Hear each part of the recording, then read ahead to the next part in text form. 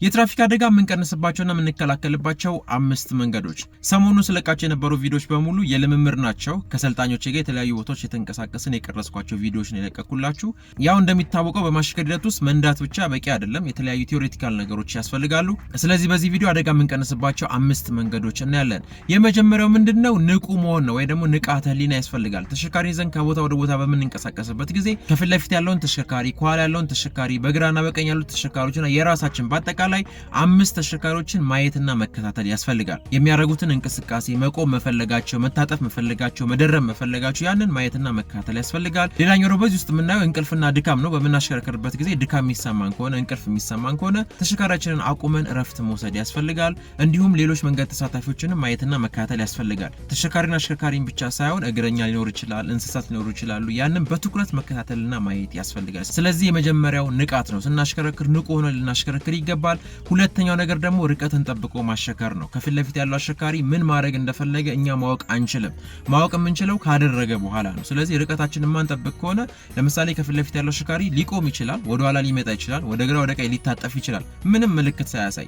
ስለዚህ እኛ በበቂ ርቀት ላይ ከሌለን ልንገጨው እንችላለን ማለት ነው። ልክ እሱ ስፒድ ሲቀንስ እኛ ልንገጨው እንችላለን። ስለዚህ ርቀታችንን መጠበቅ ያስፈልጋል። ርቀታችንን ለመጠበቅ ደግሞ የምንጠቀምበት ዘዴ የሰከንዶች ህግ ነው። ያንን ህግ በመጠቀም አደጋ መቀነስ እንችላለን። ፍጥነታችን ደግሞ በጨመረ ቁጥር ርቀታችን በጣም መጨመር ይኖርብናል። ለምሳሌ ፍጥነታችን አነስተኛ ከሆነ በጣም መራቅ መንገድ መዝጋት ነው የሚሆነው። ስለዚህ እንደ ፍጥነታችን ሁኔታ ርቀታችንንም ሜንቴን ማድረግ ያስፈልጋል።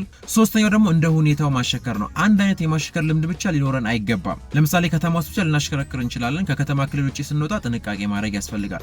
ከከተማ ክልል ውጪ ሲወጣ በጣም በፍጥነት ነው የሚነዳው። ጠመዝማዛ ቦታዎች ሊኖሩ ይችላሉ፣ ድልድዮች ሊኖሩ ይችላሉ፣ ዳገት ቁልቁለት ሊኖር ይችላል። ስለዚህ እንደ መንገዱ ሁኔታ ማሽከርከር። ለምሳሌ ፀሐያማ ቦታ ወይ ደግሞ ቀን ልናሽከረክር እንችላለን። ወደ ምሽት ስንሄድ የምሽት የማሽከርከር ስልትን ልንጠቀም ይገባል። ጭጋጋማ ቦታ ልናሽከረክር እንችላለን። አንሸራታች ቦታዎች፣ አሸዋማ ቦታዎች ልናሽከረክር እንችላለን። ስለዚህ እንደ ሁኔታው ማሽከርከር። ተመሳሳይ የማሽከርከር ስልት ለማሽከርከር አይሆንም ባጭሩ ማለት ነው። ስለዚህ ሞቃት ቦታ፣ ቀዝቃዛ ቦታ፣ ዝናባማ ቦታ፣ ፀሐያማ ቦታ፣ ፒስታ መንገድ ሊያጋጥመን ይችላል፣ አስፋልት መንገድ ሊያጋጥመን ይችላል። ስለዚህ እንደ መንገዱ ሁኔታ ማሽከርከር ያስፈልጋል። አራተኛው ደግሞ ለአደጋ የሚያጋልጡ ነገሮች ሲኖሩ የመውጫ መንገድን ማዘጋጀት ያስፈልጋል።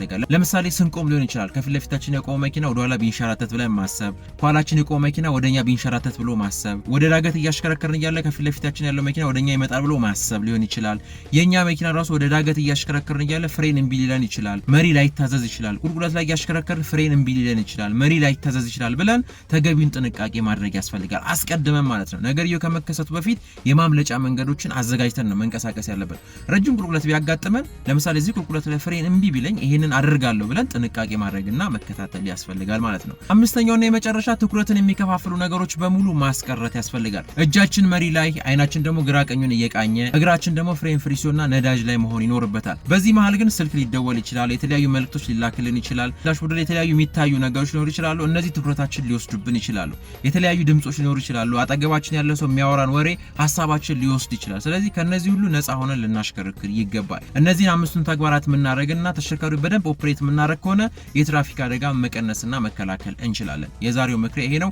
አዲስ ሆናችሁ ፎሎ አድርጉ። ሀሳብ አስተያየት ኮሜንት ሴክሽን ላይ አስቀምጡ። ለሁሉም ደርስ ላይክ፣ ሼር፣ ሪፖስት እና ኮፒ ሊንክ አድርጉ። ጤና ይስጥልኝ።